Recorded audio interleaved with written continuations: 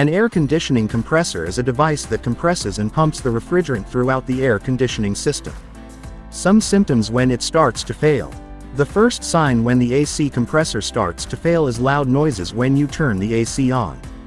The sounds might be like a clunking, whining, or even metal screeching sound.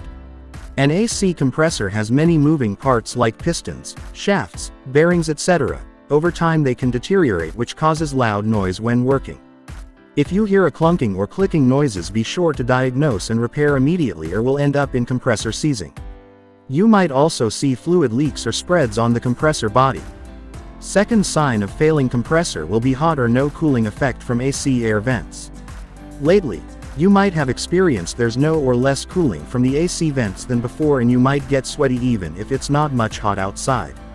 This could be for several reasons like low AC refrigerant, bad compressor clutch, fuse or relays. You might want a proper diagnosis to repair the problem. Third symptom of a bad compressor is tripping the fuse whenever you turn on air conditioning. Here the compressor unit might be good, you might have issues with the compressor clutch, which is electromagnetic. There might be an internal short inside the electromagnetic clutch activator, which causes the fuse to blow.